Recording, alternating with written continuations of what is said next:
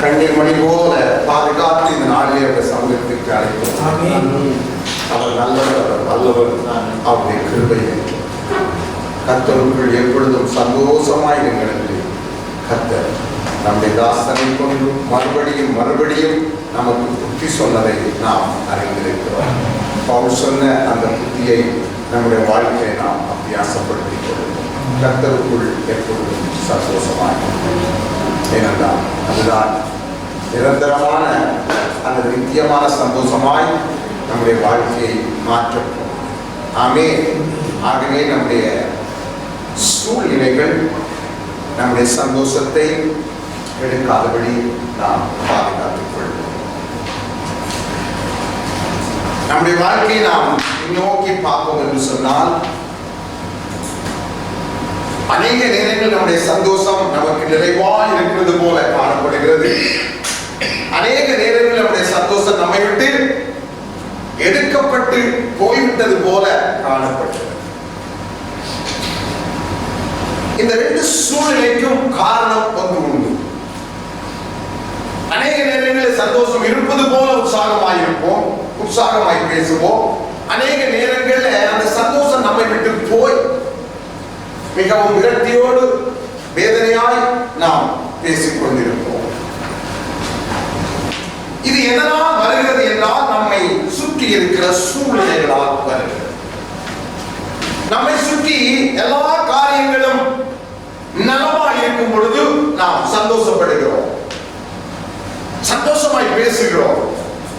நம்மை சுற்றி சூழ்நிலைகள் நமக்கு பாதகமாய், நமக்கு விரோதமாய் இருக்கும் பொழுது நம்முடைய சந்தோஷம் நம்மை விட்டு போய் நாம் தூக்கத்தினாலும் சங்கடத்தினாலும் நிறைந்து பேச ஆரம்பிக்கிறோம். இது நம்ம எல்லாருடைய வாழ்க்கையிலே மாறி மாறி நடக்கிறதை நீங்கள் உங்கள் சொந்த அனுபவத்திலே கண்டுகொள்ளலாம். இதற்கு காரணம் நாம் சூழ்நிலைகளை சார்ந்திருக்கிறோம். ஆக பவுல் சொல்லுகிறார், கர்த்தருக்குள் எப்பொழுதும் சந்தோஷமாயிருங்கள். அந்த ரகசியத்தை சொல்லுகிறார். அப்போ நான் எப்பொழுதும் சந்தோஷமாயிருக்க, அதாவது என்னை சூழ இருக்கிற சூழ்நிலைகள் நல்லாக இருந்தாலும் அல்லது கூடாததாக இருந்தாலும், எனக்கு சாதகமாய் இருந்தாலும் அல்லது எனக்கு பாதகமாய் இருந்தாலும், நான் சந்தோஷமாய் இருக்கிற ரகசியம் என்னவென்றால், என் உள்ளத்திலே கர்த்தருடைய வார்த்தை இருக்கும் பொழுது மாத்திரமே நான் சந்தோஷமாய் இருக்க முடியும் என்பதை பவுல் நமக்கு எழுதி வைக்கிறார். நாம் கிறிஸ்தவர்கள், தேவனுடைய பிள்ளைகள், அவருடைய வேதத்தை கையிலே ஏந்தி கொண்டிருக்கிறவர்கள், அதை வாசித்து அதை தியானித்து அதை நம்புகிறவர்கள், சூழ்நிலைகளினால் நம்முடைய சந்தோஷம் கெடுக்கப்படாதபடி நாம் காத்துக்கொள்ள வேண்டும். எப்படி காத்துக்கொள்வதென்றால், நம்முடைய அவருடைய வார்த்தை நமக்குள்ளே இருந்தால், அவருடைய வார்த்தை நம் உள்ளத்தை நிறைத்திருந்தால், சூழ்நிலைகள் நமக்கு சாதகமாயிருந்தாலும் சரி பாதகமாயிருந்தாலும் சரி, நம்முடைய சந்தோஷம் நம்மை விட்டு எடுபடாமல் எப்பொழுதும் நமக்குள்ளே அது நிலைத்திருப்பதையும் அதன் பிரதிபலிப்பு நம்மளே வெளிப்படுகிறதையும் நம்மாலே காண முடியும். அப்போ நாம் எதை சார்ந்திருக்கிறோம் என்பதை நம்மை ஆராய்ந்து பார்த்தால் நமக்கு தெரியும். வேதம் சொல்லுகிறது, நம்மை நாமே நிதானித்து அறிய வேண்டும். பந்தியில கலந்து கொள்ள முன்பதாக அந்த வார்த்தை சொல்லப்படுகிறது, நம்மை நாமே நிதானித்து அறிய கடவோம். அந்த வார்த்தையை நம்முடைய சந்தோஷம் எதிரே தங்கி இருக்கிறது. ஆண்டவர் சொன்னாரே, என்னுடைய சமாதானத்தை உங்களுக்குள்ள வைக்கிறேன், அது என்னுடைய சந்தோஷத்தை உங்களுக்குள்ள வைக்கிறேன். அது உலகத்தினால் வருகிறது அல்ல, நம்மை சூழ இருக்கிற சூழ்நிலைகளினால் வருகிறது அல்ல. அதை நாம் ஒரு நாளும் சார்ந்திருக்க கூடாது என்று ஆண்டவர் விரும்பினார். என் பிள்ளைகள் என் வார்த்தைகளை சார்ந்திருக்க. அப்போ நம்முடைய உள்ளத்தில் அவருடைய வார்த்தைகள் நிறைந்திருக்கும் என்றால், கடந்த வாரத்திலே அதுக்கு முதல் வாரத்திலே சொன்னேன், ஜீவ தண்ணீர் உள்ள நதிகள் புறப்பட்டு ஓடும். ஏனென்றால் நாம் அபிஷேகம் மழையிலே நனைய விரும்புகிறோம், ஆராதனையை அதை எதிர்பார்க்கிறோம். அது நீங்க வீட்டை போற கொஞ்ச நேரத்துல அந்த மழை உங்களை விட்டு காய்ந்து போகிறது. அப்போ தேவன் அது தெரிந்ததுனாலதான் அவர் என்ன சொன்னார்,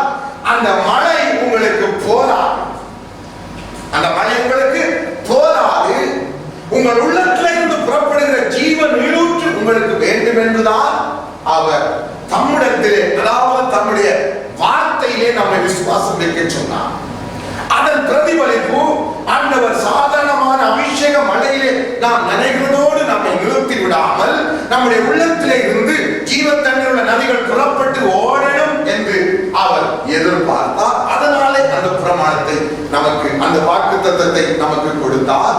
அதைத்தான் முன்னிட்டு பவுல் சொல்லுகிறார், கர்த்தருக்குள் எப்பொழுதும் சந்தோஷமாயிருங்கள். அதன் ரகசியம் உங்களுக்குள்ளே அவருடைய வார்த்தையினால் நிறைக்கப்பட்டிருப்பீர்கள் என்றால், அல்லது அந்த நான் பாடினது போல அந்த வார்த்தையை நீங்கள் சார்ந்திருப்பீர்கள் என்றால், அல்லது அந்த வார்த்தையை நீங்கள் நம்பிக்கொண்டிருப்பீர்கள் என்று சொன்னால், நீங்கள் சூழ்நிலைகளினால் அசைக்கப்பட மாட்டீர்கள்.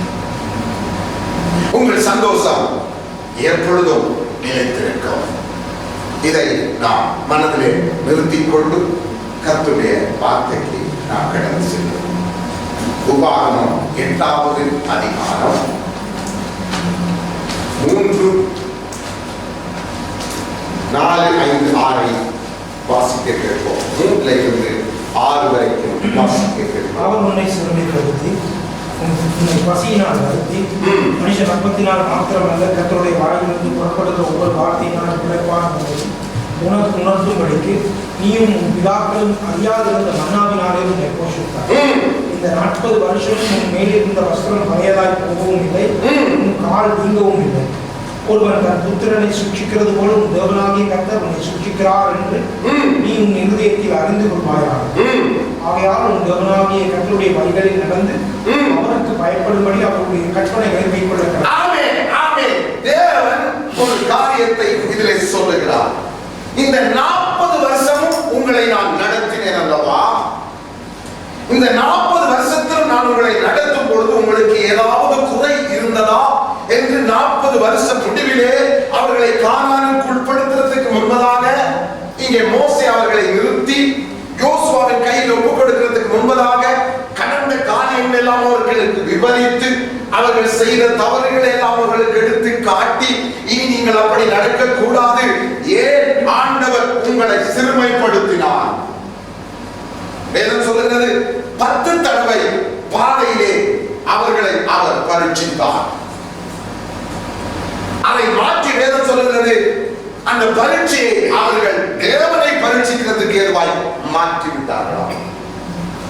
தேவன் அவர்களை பரீட்சித்தார், ஆனால் அவர்கள் தேவனை பரீட்சித்து அந்த தேவனுக்கு விரோதமான காரியத்தை செய்தார்கள். அப்போ தேவனிலே கேட்கிற கேள்வி, இந்த 40 வருஷமும் நீங்கள் விதைக்கவில்லை, அறுக்கவில்லை, உங்களுடைய களஞ்சியத்திலே சேர்த்து வைக்கவும் இல்லை, எந்த திராட்சை தோட்டமும் இல்லை, எந்த அத்திமர தோட்டமும் இல்லை, எந்த வியாபாரமும் இல்லை, பொன்னோ வெள்ளியோ முத்துக்களோ அல்லது வஸ்திரங்களோ எதுவுமே இல்லை, விதப்பு இல்லை, அறுப்பு இல்லை, ஆடு மாடு மந்தைகள் வளர்ப்பு விற்பனை வாங்குதல் இல்லை. இந்த 40 வருஷம் உங்களை நான் நடத்தி வந்த பாதையில நீங்கள் எதுவுமே இல்லாமல் நீங்க வாழ்வீர்களே, உங்களுக்கு உடுப்புக்கு குறைய இல்லை, உணர்வுக்கு குறைவு இருக்க இல்லை. அதே போல உங்கள் வியாதி, அதாவது உங்கள் கால்கள் நீங்கவில்லை என்றால் நீங்க வியாதியோடு இருந்ததில்லை. எப்படி? அவர் சொல்லுகிறார், உங்கள் பிதாக்கள் அறியாத மன்னாவினால், அதாவது ஆபிரகாம், ஈசாக்கு, யாக்கோபுக்கு கிடைக்காத மன்னாவினால், பரலோகத்து மன்னாவினால் உங்களை போஷித்தேனே. அந்த மன்னா இன்றைக்கு இருக்கிற வார்த்தைக்கு ஒப்பாயிருக்கிறது. உங்களை நான் போஷித்தேனே, உங்களுக்கு ஏதாவது குறைவு இருந்ததா என்று கேட்கிறான். இந்த 40 வருஷமும் உங்களை போஷித்தது என்ன? என்னுடைய வார்த்தை.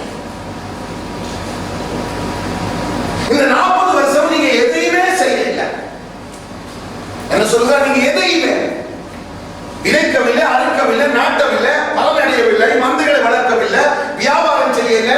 இன்றைக்கு இஸ்ரவேல் மக்கள் செய்கிற எதையுமே செய்யாமல் முழுக்க முழுக்க முழுக்க ஆண்டவரை சார்ந்திருந்த காலம் தான் இந்த 40 வருஷம். அதாவது அவருடைய வார்த்தை, அவர் சொல்லுகிறார், மனுஷன் அப்பத்தினாலே மாத்திரமல்ல தேவனுடைய வாயிலிருந்து புறப்படுகிற ஒவ்வொரு வார்த்தையினாலும் அவன் பிழைக்க முடியும் என்பதை நான் உங்களுக்கு காண்பிக்கும்படியாக இந்த 40 வருஷமும் உங்களை நடத்தினேன்.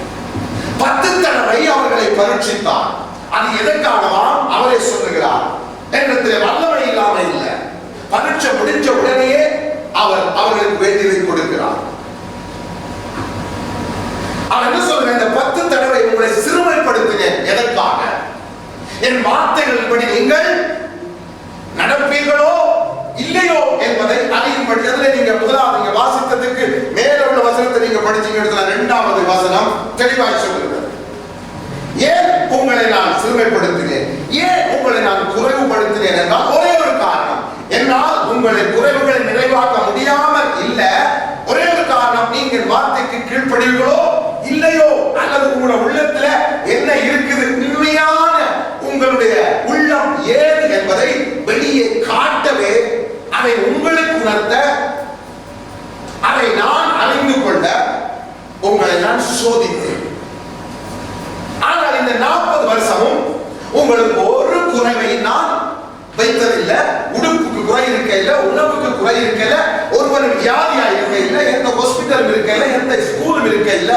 40 வருஷம் கற்பனை பண்ணிப்பாங்க. நம்முடைய ஆயுசு நாட்கள்ல கிட்டத்தட்ட பாதி.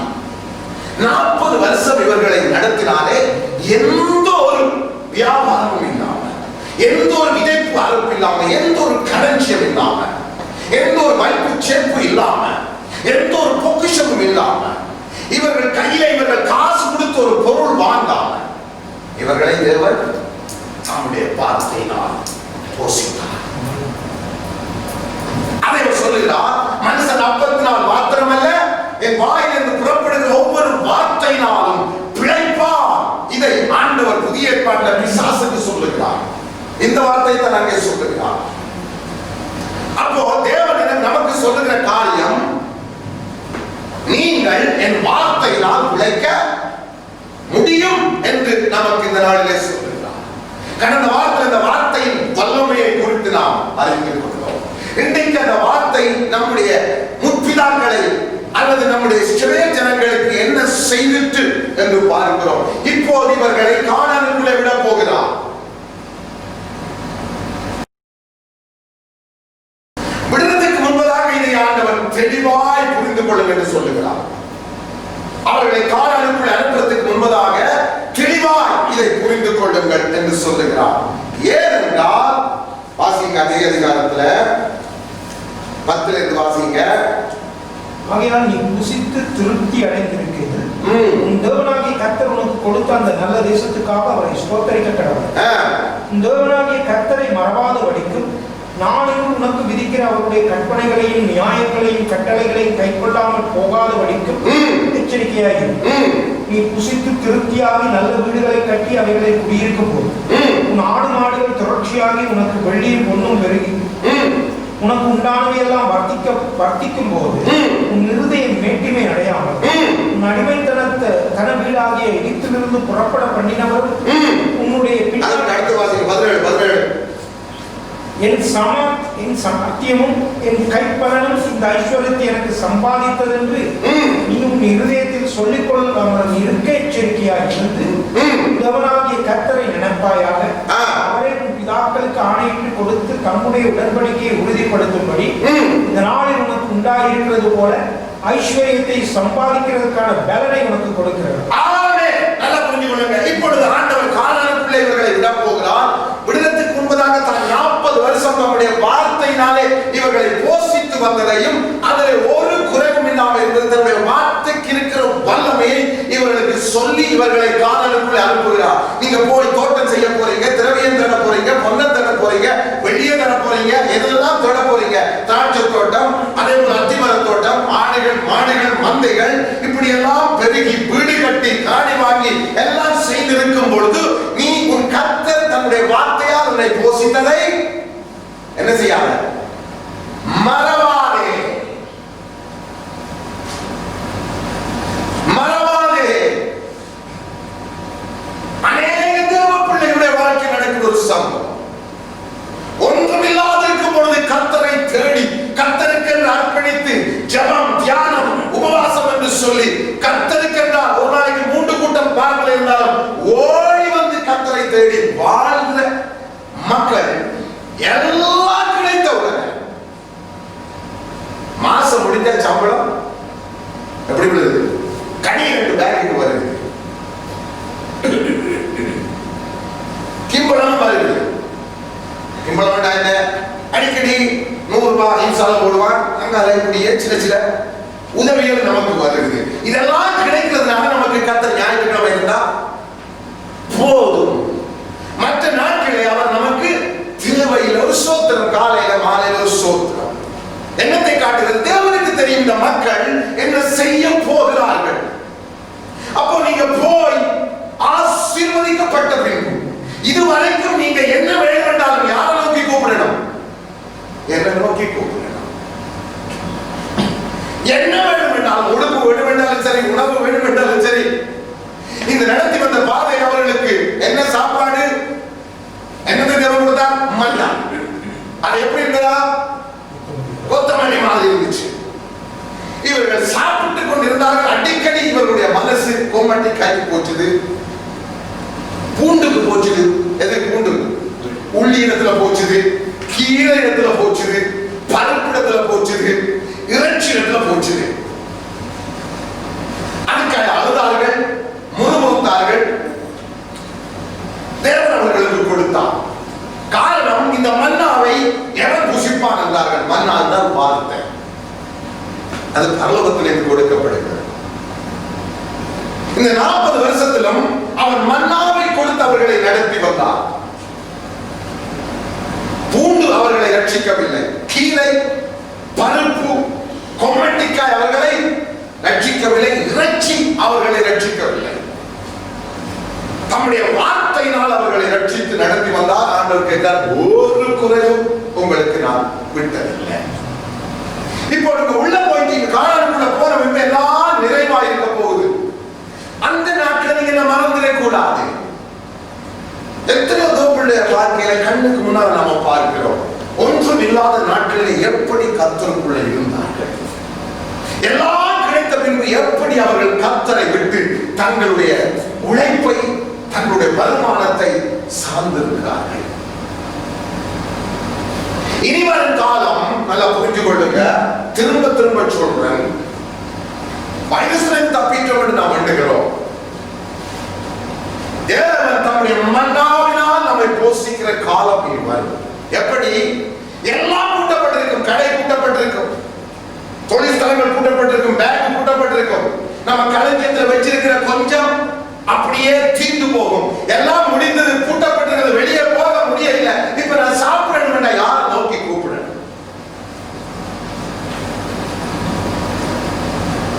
தேவன் அந்த சூழலுக்கு உலகத்தை, தேவ பிள்ளைகளை கொண்டு போவார். எல்லாத்தையும் பூட்டி போடுவார், சகலத்தையும் பூட்டி போடுவார்.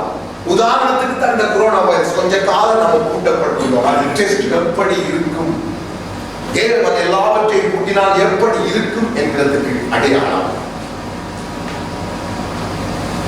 இந்த மக்களுக்கு எதுவும் இல்லை. 40 வருஷம் தேவனே எல்லாவற்றுக்கும் எல்லாமே இருந்தார். அப்படிப்பட்ட சூழலுக்குள்ளே அவர் நம்மை நடத்தி தம்முடைய வார்த்தையின் மகத்துவத்தை இவர்கள் எப்படி போஷித்தாராம்? எதுவுமே இல்லை, விதைக்கவில்லை, அறுக்கவில்லை, களஞ்சியத்துல சேர்த்து வைக்கவில்லை. ஆனால் அவர்களை அவர் போஷித்தார். இதைத்தான் ஆண்டவர் நமக்கு புதிய ஏற்பாட்டிலே ஏசப்பா நமக்கு சொல்லித் தருகிறார். எடுத்துக்கொள்ளுங்க, மத்தேயுவில அதைத்தான் அவர் நமக்கு தம்முடைய வார்த்தையாய் தருகிறார். 6வது அதிகாரம்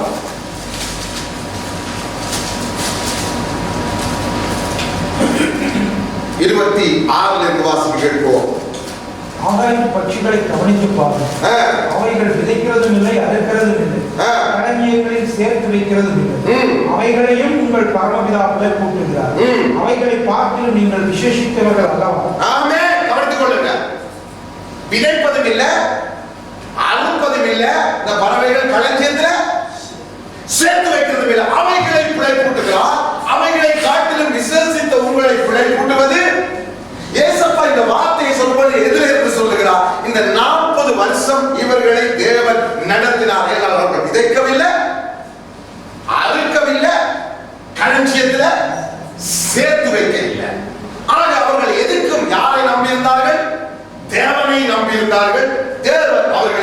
யோசித்தார். இப்போ ஆண்டவர் சொல்கிறார், இப்படிப்பட்ட தேவனை நீங்கள் ஆராதிக்கிறபடியினால், உங்கள் பிதாவாக கொண்டிருக்கிறபடியினால், எதை உண்ணுவோம், எதை குடிப்போம், எதை உடுத்துவோம் என்று நீங்கள் கவலைப்படவே கூடாது. ஏனென்றால் ஆகாயத்து பறவைகளை நீங்கள் கவலைத்து பாருங்கள். அப்போ இந்த வார்த்தையின்படி அவர் இஸ்ரவேல் மக்களை போஷித்தார். அவர் விதைக்கவில்லை, அறுக்கவில்லை, சேர்த்து வைக்கவில்லை. தேவனுடைய வார்த்தை அவர்களை பிழைப்பூட்டிற்று. இப்போ கானானுக்குள்ளே போக போகிறார்கள். கானானுக்குள்ள போய் இவர்கள் திருப்தியான பின்பு எதுக்கு எங்களுக்கு கர்த்தர்?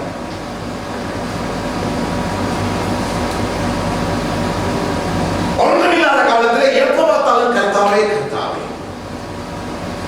எத்தனை தேவ பிள்ளைகள் எப்படி இருக்கிறார்கள் தெரியுமா? உலகம் முழுவதிலும் நிறைந்திருக்கிறார்கள். உலகம் முழுவதிலும் நிறைந்திருக்கிறார்கள். யாருக்காவது நீங்க சொல்லி பாருங்க ஆலோசனை. கஷ்டப்படுகிற, வேதனைப்படுகிற, துன்பப்படுகிற பிற மக்களுக்கு கூட நீங்க சொல்லி பாருங்க, கர்த்தரை தேடுங்க. ஒரு சகோதரன் எனக்கு சொல்றாரு, எனக்கு கஷ்டமா இருக்கு, உதவி செய்யுங்க, கர்த்தரை தேடுங்க, கர்த்தரை தேடுங்க. எனக்கு தெரிஞ்ச ஒரே வழி, அவருடைய வார்த்தைகளை பிள்ளைகள் அவரை தேடுங்க. அவர் சொன்னபடி மனுஷன் உயிர் வாழ காண இல்லை, கர்த்தரை எதிர்த்து 17 வருஷமா எனக்கு அவரை தெரியும் சொன்னார். என்ன யோசிச்சு சொன்ன ஆண்டவரே, இந்த சூழலையும் கர்த்தருக்கு தங்களை ஒப்புக் கொடுக்க இவர்களுக்கு பிரியமில்லை. நம்முடைய உயிர் வாழ்க்கை கர்த்தருடைய வார்த்தை இருக்குது. எங்களை போஷிக்கிற கர்த்தர் உங்களையும் போஷிப்பார், எங்களை பிழைப்பூட்ட கர்த்தர் உங்களையும் பிழைப்பூட்டுவார். எங்களுக்கு தெரிந்த வழி கர்த்தரை தேடுங்கள், வேற வழி எங்களுக்கு தெரியாது, வேற வழி எங்களுக்கு தெரியாது. அதனால எங்களுக்கு என்ன வழி தெரியுமோ அதைத்தான் உங்களுக்கு சொல்றோம். உயிர் வாழ முடியல, கர்த்தர் எதுக்கு, கர்த்தருடைய வார்த்தை எதுக்கு என்று சொன்னா நாம் ஒன்றுமே செய்ய முடியாது. அப்படி கடினமான இதயத்தை கண்டு நான் ஆச்சரியப்பட்டேன். கடினமான இதயம். கர்த்தர் இந்த சூழலையாவது இவன் இடத்துல வருவானா என்று நான் எதிர்பார்க்கிறேன். எப்பொழுதும் நீங்க பிறருக்கு ஜெபிக்கும் பொழுது ஜெபிக்க வேண்டிய விதமாகும்.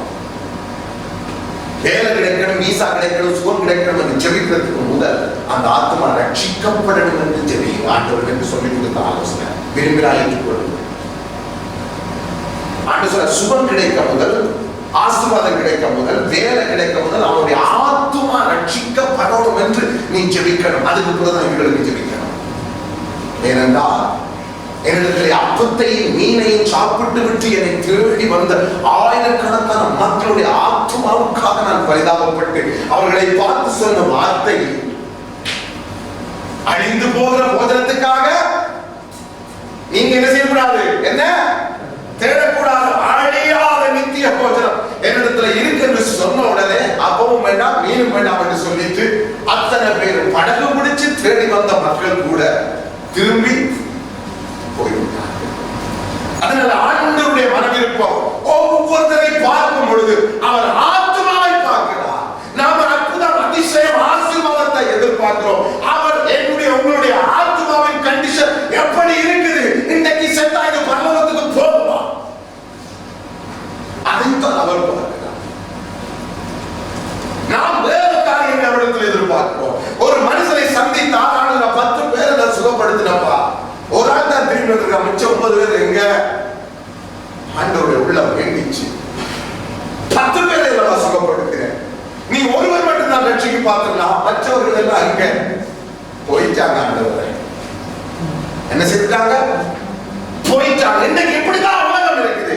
அதனால நான் நீங்கள் ஞானம் உள்ளவர்களாய் அவனுக்கு வேலைக்கு, வீசாவுக்கு, மற்ற காரியங்களுக்கு இவன் ரட்சிக்கப்படணும். ஆண்டவர் அவருடைய ஆத்மாவுக்காக நீ பிரயாசப்படணும். ஆத்மாவுக்காக கர்த்தரிடத்தில் ஜெபிக்கணும். ஒரு ஆத்மாவை ரட்சித்தீங்கன்னு சொன்னா ஞானவான்களை போல, சூரியனை போல பிரகாசிப்பீங்க. தேவன் நம்மை பார்க்கும் பொழுது நம்முடைய ஆத்மாவை தான் பார்க்கிறார். நம்ம நினைக்கிறோம் நம்ம சரீரத்தை பார்க்கிறார், அது நம்ம நினைவு. அவர் ஆத்மாவை பார்க்கிறார். கடந்த வாரத்தில் ஒரு தீர்க்க தரிசனத்தில் ஒரு மகள் போன் பண்ணி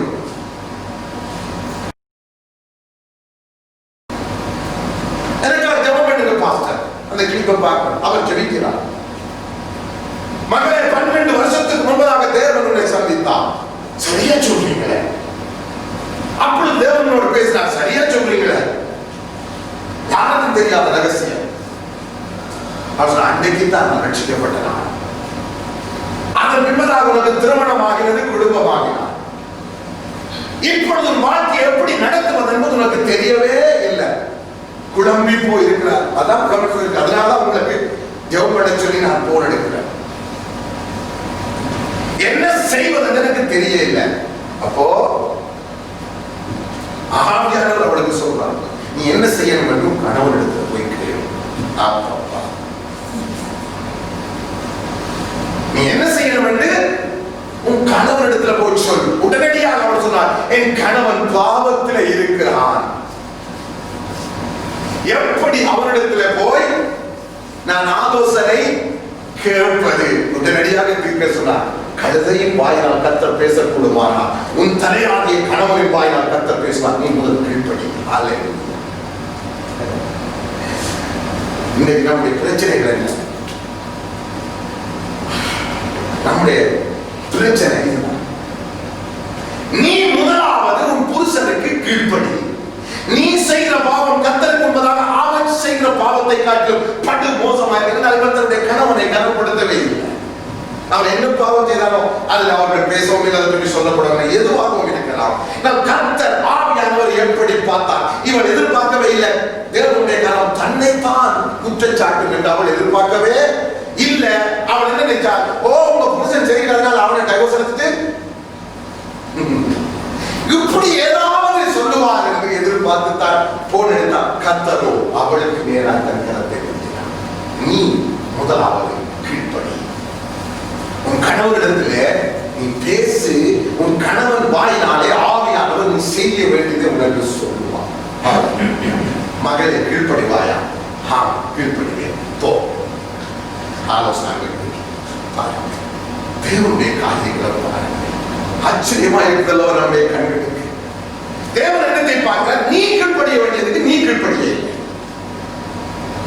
புருஷன் பாவம் செய்கிறார் என்று அவனை குற்றப்படுத்திக் கொண்டு நீ இருக்கிறதுனால, நீ அவனுடைய வார்த்தைக்கு எதிர்த்து நிற்கிறதுனால கர்த்தருடைய பார்வையிலே அவனை காட்டிலும் நீ மோசமானவளாய் இருக்கிறார். சொன்னேன், உங்களுக்கு அபிஷேகம் வேண்டும் என்று ஒருத்தர் ஜெபிக்க சொன்னார். அப்பதான் சொன்னார், உன் சகோதரன் உனக்கு இருக்கிறான் அல்லவா, அவனோடு நீ இப்பொழுது சண்டை பண்ணி எத்தனை காலம் போய் முதலாவது ஒப்புரவாக. அபிஷேகத்துக்கு ஜெபிக்கவும் இல்லை. அப்ப நீங்க என்ன நினைக்கிறீங்க? தேவாவியானவர் எப்படி பேசுவார்? அவருடைய மனசுல என்ன இருக்கு? அவர் மேல் பூச்சாய் பூசி மெழுகுகிறவர் அல்ல. சிதலை உள்ள இருக்கிற புண்ணில் இருக்கிற சீலை பிதுக்கி என்ன செய்கிறவர்?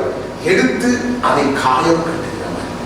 ஏசாயா 1ஆம் அதிகாரத்தில் சொல்கிறார், என்னுடைய இந்த எருசலேமுடைய இந்த சீயோன் குமாரத்துடைய புண் பிதுக்கப்படாமல் இருக்கான். அப்படி இல்ல, உள்ளுக்கு சிதர், வெளியில அயன் போட்டு மூடி இருக்கும் அல்லவா? அப்படி நாம் யாரும் இருக்கக்கூடாது. புண் இருந்தால் அதை பிதுக்கி வெளி எடுத்து மறந்து கட்ட. அப்பதான் அந்த ரணம் ஆறும். இல்லை என்றால் அந்த ரணம் எப்பொழுதும் சிதறோடையே இருக்கும். எத்தனை வருஷம் போனாலும் கொஞ்சம் கொஞ்சமா அது சரீரம் முழுவதையும் என்ன செய்யும்?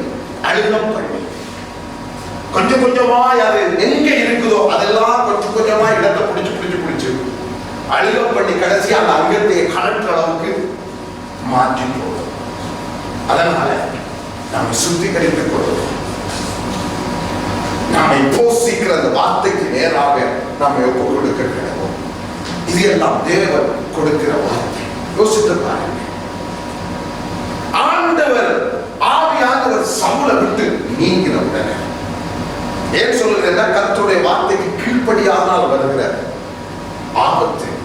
ஆவியானவர் சவுலை விட்டு நீங்கினார், தாவீதுக்குள்ளே போய் இறங்கினார். அதே அதிகாரத்தில் வேறு சொல்லுது, அவர் நீங்கின உடனே தேவனால் வர விடப்பட்ட ஒரு அசுத்தாவி சவுலுக்குள் பூந்துட்டது. நல்ல பற்றி கொடுங்க. தேவனிடத்தில் அசுத்தாவி இல்ல, தேவன் அசுத்தாவி அனுப்புறவர் அல்ல. தேவனால் வர விடப்பட்டனால் தேவனால் அனுமதிக்கப்பட்ட. என்ன சாத்தான் போய் கேட்கிறான் பரலோகத்துல, எப்படி போவான் தீர்க்கதரிசியுடைய வாயில?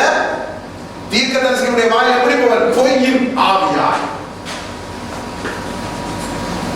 இப்போ வேதம் சொல்லுகிறது, இவன் சவுல் தேவனுடைய கட்டளைகளை மீறினதுனால தேவன் அவன் மேல் இருந்த ஆவியை எடுத்துக்கொண்டார்.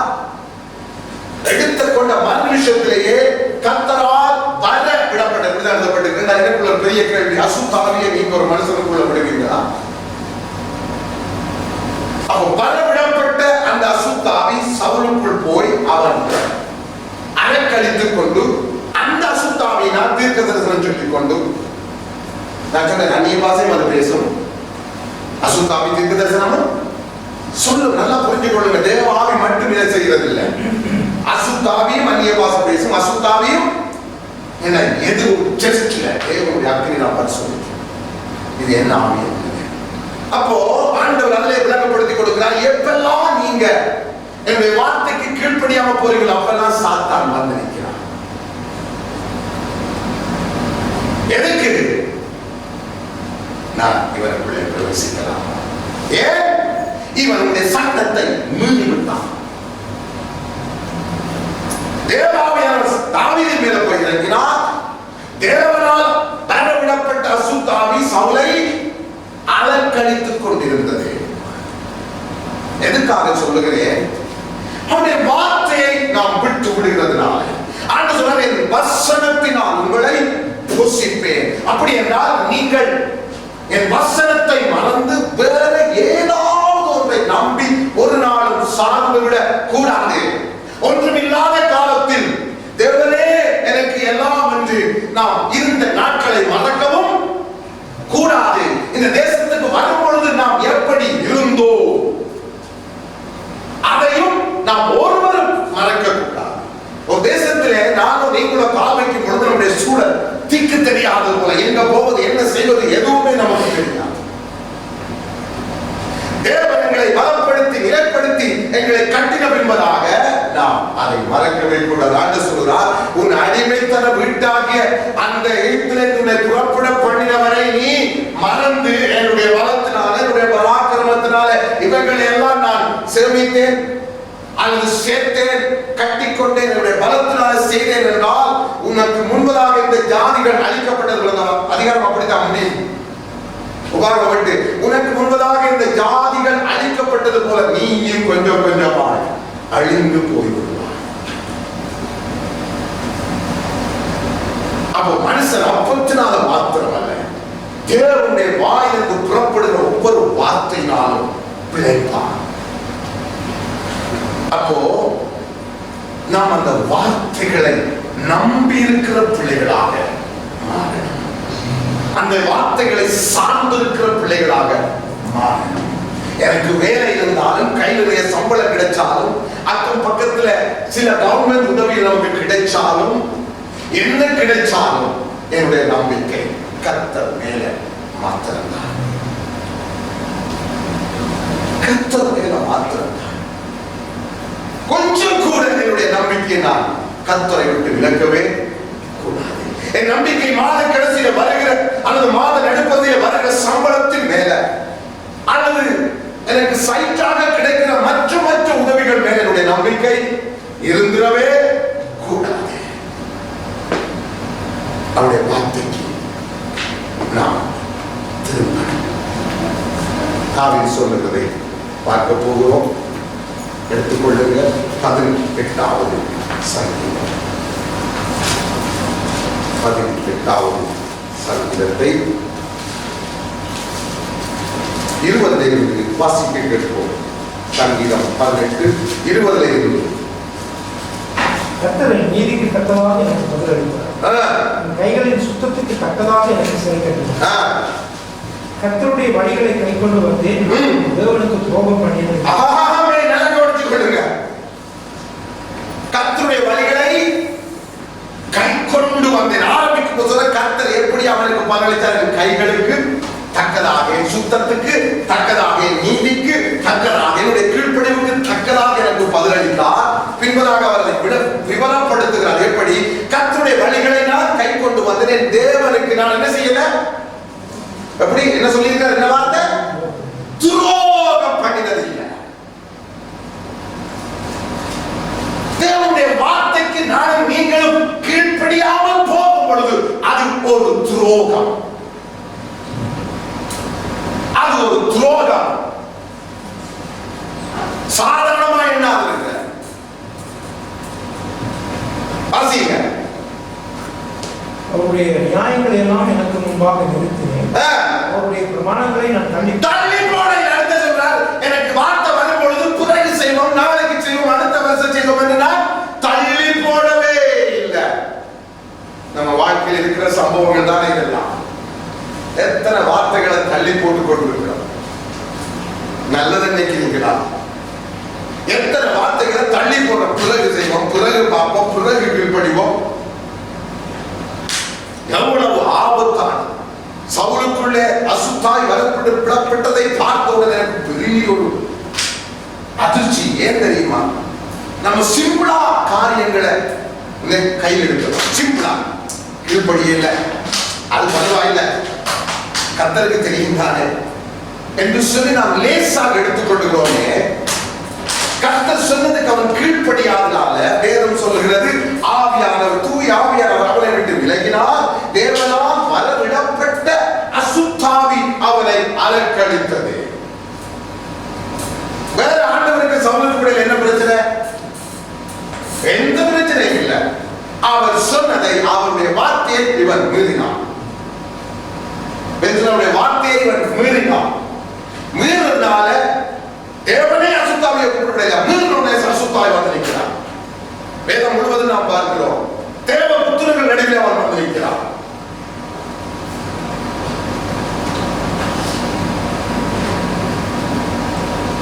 வெளியில சாத்தானுக்கு வேலை இல்லை. தேவ பிள்ளைகள் எங்க இருக்கிறாங்க அங்குதான் இல்லை, அவங்களை தான் கெடுக்கணும்.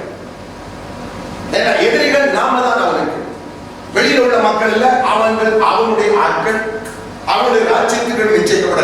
எப்போ ஒருவர் ரட்சிக்கப்பட்டு சபைக்குள்ள தேவ பிள்ளை என்று வந்து விடுகிறானோ, எப்பெல்லாம் தேவ ஆவியானவர் முத்திரை போட்டு தேவனுடைய சொத்து என்று சொல்கிறாரோ, அவனுக்கு அதெல்லாம் வேலை, அங்கதான் வேலை. நினைக்காதீங்க, எல்லார் வீட்டுக்கும் வருவான். என் வீட்டுக்கு வருவான், உங்க குடும்பத்துக்கு வருவான். எப்பொழுதெல்லாம் நாம் கீழ்ப்படியாக போகிறோமோ அப்பெல்லாம் நல்லா புரிஞ்சு கொள்ளுங்க, நம்முடைய வலது பாசத்துல வந்து நிற்கிறான். நமக்கு தீமை செய்யும்படியாக கர்த்தர் மட்டும் அனுமதி கொடுத்தார். சவுலுக்குள்ளே பூந்த அசுத்தாவி நமக்குள்ளே அவ்வளவுதான். நம்ம கட்டுப்பாடு இழந்து நம்ம உள்ளத்துக்கு தெரியும் நாம தவறு பண்ற வேண்டும், ஆனால் அதை விட முடியாது. நமக்கு தெரியும் கீழ்ப்படிய விட, நான் கீழ்ப்படிய விட மாட்டான். நான் செய்யறது தவறுன்னு சொல்லி ஆனாலும் செய்திருப்போம். ஏன் நம்ம கட்டுப்பாட்டை இழந்துருவோம்? காரணம், நமக்குள்ள அவர் கிரியை செய்கிறார். நம்முடைய வாய் கட்டுப்பாட்டை இழந்துரும் என்றால் நமக்குள்ள அவர் கிரியை செய்கிறார். சத்தியத்தை அறிவீர்கள், சத்தியம் உங்களை விடுதலையாக்கும். யோவான் 8:32 சத்தியத்தை அறிவீர்கள், சத்தியம் உங்களை விடுதலையாக்கும். நல்லா புரிஞ்சு கொள்ளுங்க. நீங்க சத்தியத்தை அறிய அறிய அறிய அறிகிறதா என்ன? தெரிஞ்சு கொள்றதல்ல. ஆதியாகமம் 4ஆம் அதிகாரம் 1வது வசனம் பேசுறது, ஆதாம் ஏவாளை முடிங்க அறிந்தான். அப்படி என்றா ஆதாம் ஏவாளை சேர்ந்தான். அப்படி என்றா சத்தியத்தை அறிகின்ற சத்தியத்தை நீங்கள் சேர்ந்தது, அதாவது சத்தியத்துக்கு கீழ்ப்படுகிறது. நல்லா புரிந்து கொள்ளுங்க. சத்தியத்தோட இணைகிறது. யோவான் 15 நீங்க படிச்சு பார்த்தா அழகா சொல்லி இருக்கிறார். அது எப்படி? நீங்கள் இனிமேல் வார்த்தைகள் உங்களிடம் இணைகிறது. நான் உங்களோட, நீங்க என்னோட, நாம இருவரும் ஒன்று. 2 பேரும் பேருந்து கணவன் மனைவியும் ஒரே சரீரமாயிருப்பார்கள். ஆதாம் ஏவாளும் ஒரே சரீரம். அதே போல கர்த்தர் சொல்றார், வார்த்தையும் அதான் ஏசப்பாவும் நாங்களும் ஒரே சரீரம். அடுத்த வார்த்தை சொன்னேன், சரீரம் கர்த்தருக்குரியது, கர்த்தர் சங்கத்துக்குரியவர். இன்னொன்றில கர்த்தரோடு சென்றிருக்கிறவர் அவருடனே ஒரே அவனுடைய விருப்பம். நம்மள ஒரே ஆவி, ஒரே ஆத்மா, ஒரே சரீரமா நம்மோட இணைச்சிருக்கணும் என்று அவர் எதிர்பார்க்கிறார். அவர் புழுதில இருந்து அல்லது நம்மை குப்பையிலிருந்து எடுத்து எங்க வைக்கிறாரா? பிரமுகர்களோடு உட்கார வைக்கிறார். சிறியவனை புழுதிலிருந்து எளியவனை குப்பையிலிருந்து துவக்கி எங்க வைக்கிறார்? பிரமுகர்களோடு உட்கார வைக்கிறார். அது நமக்கு பெரிய சந்தோஷம். நம்ம ஜனாதிபதி அமெரிக்கா இத்தாலிக்கு ஜனாதிபதியாகிறாங்க, நமக்கு ஒரு பெரிய சந்தோஷம். ஆண்டவர் சொல்லுகிறார், அங்க இல்ல, அமெரிக்க ஜனாதிபதி இல்ல, இத்தாலி ஜனாதிபதி இல்ல, உன்னை எங்க கொண்டு வைக்க போறேன்? என்னுடைய வலது பாசம். யோசிச்சு எதுக்கு நான் உங்களுடைய வலது பாசத்துல, அவருடைய வலது பாசத்தில் என்னை வைக்கிறேன் என்று வார்த்தை சொல்லுறதுல நமக்கு சந்தோஷம் இல்லை. உன்னை நான் அமெரிக்க ஜனாதிபதியாக சொன்னா நம்ம துள்ளி குதிச்சு போற ஆட்டத்தை பார்த்தீங்களா? ஆக்கம் முதலே நம்ம சுற்றிய கூட்டம் வந்து ஜனாதிபதி ஆக போறாரு. எவ்வளவு மாம்ச கிறிஸ்தவர்களா இருக்கிறோம். ஆனால் அவர் சொல்லுகிறார், நம்மை அவர் அக்கிரமங்களினாலும் பாவங்களினாலும் மனித எங்களை உயிர்ப்பித்து எங்க கொண்டே வச்சிருக்கிறாரா? தன்னுடைய அது நமக்கு மேன்மையா தெரியவே இல்லை, அது நமக்கு பொறுமதியா தெரியவே இல்லை. நம்ம இந்த பூமியில ஏதாவது பன்றிகளை போல நாய்களை போல பூமியில ஏதாவது மேன்மை கிடைக்குமா என்று அதுக்கே நாங்கள் முக்கியத்துவம் கொடுக்கிறவர்களா இருக்கிறோம். அவருடைய வார்த்தைக்குரிய மேன்மை நமக்கு தெரியவே இல்ல. இப்ப சங்கீதக்காரன் சொல்லுகிறார், நம்முடைய வார்த்தைகளை நான் முதலாவது சொன்ன நான் உனக்கு துரோகம் என்றா சொல்லுவாங்க. கணவனுக்கு மனைவி என்ன செய்யக்கூடாது? துரோகம் பண்ணக்கூடாது அப்படின்னா அர்த்தம் தெரியும். அதே போல மனைவிக்கு கணவன் துரோகம் பண்ணக்கூடாது. அதே போல ஆண்டவருக்கு நாம துரோகம். அடுத்தது நம்முடைய வார்த்தைகளை நான் தள்ளி போடவே இல்லப்பா. தள்ளி போட பண்றதே சாதாரண. நம்ம கீழ்படியாம எவ்வளவு காலம் தள்ளி போறோமோ அவ்வளவு காலம் அவன் நம்ம வலது பாசத்திலே இருப்பான். சாத்தா தாவி சொல்றான், கர்த்தரை நான் எங்க வச்சிருக்கிறேன்? என்னுடைய வலது பாசத்துல அவர் இருக்கிறதுனால நான் அசைக்கப்படுவதில்லை. இப்ப நம்ம கீழ்ப்படியும் பொழுது அந்த வார்த்தையை சொல்லலாம், அவர் வந்துடுவார். கீழ்ப்படியாமல் இருக்கும் பொழுது நிச்சயமா 100க்கு 100 நாம் வலது பாசத்துல கர்த்தர் அல்ல. யார் வந்திருக்கிறது? சாத்தான். மறவாதீங்க, அவன் பரலோகத்துல போயிருக்கிறார். தள்ளி போடுறது. மூன்றாவது 23 வாசிங்க. அவர் முன்பாக நான் மன உண்மையாக இருந்து துர்க்குணத்துக்கு அவருக்கு முன்பதாக நான் மன உண்மையாக இருந்து என் துர்க்குணத்துக்கு முதலாவது துரோகம், இரண்டாவது நான் தள்ளி போடல, மூன்றாவது துர்க்குணம். எதுவா? உங்களுடைய வார்த்தைகளுக்கு நான் கீழ்ப்படியாமல் போகும் பொழுது அதுக்கு பேர் துரோகம், இன்னும் துர்க்குணம்.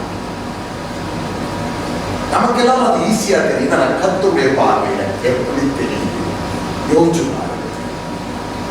நமக்கு ஈஸியா தெரியுது, கர்த்தருடைய பார்வையில அது பெருசா தெரியும். வாசிங்க. ஆகையால் கர்த்தர் நீதிக்கும் நம்முடைய கண்களுக்கு முன்னிருக்கிற என் கைகளை சுத்தத்துக்கும் தக்கதாக எனக்கு கர்த்தர் என்னுடைய கீழ்ப்படிதலுக்கும், அதாவது என்னுடைய நீதி எதுல வருகிறது? கீழ்ப்படிதலாக. என்னுடைய நீதிக்கும் அவருடைய கண்களுக்கு முன்பதாக என்னிடத்திலே காணப்பட்ட சுத்தத்துக்கும் தக்கதாக, அவருடைய பார்வையில் எதிலே காணப்பட்ட சுத்தத்துக்கு தக்கதாக எனக்கு என்ன செய்தார்? பதவி கொடுக்கிறார், எனக்கு பலன் அளிக்கிறார். அப்போ நமக்குள்ளே இன்னைக்கு தேவன் கிறிஸ்துக்குள்ள நமக்கு கொடுத்திருக்கிற எந்த ஆசீர்வாதமும் அது அதுக்கு ஏற்பதான் கொடுக்கப்பட்டிருக்கிறது. நாம் வேதனைகளை சுமக்கிறோம் என்றால் அதனால் வந்த விளைவுதான்.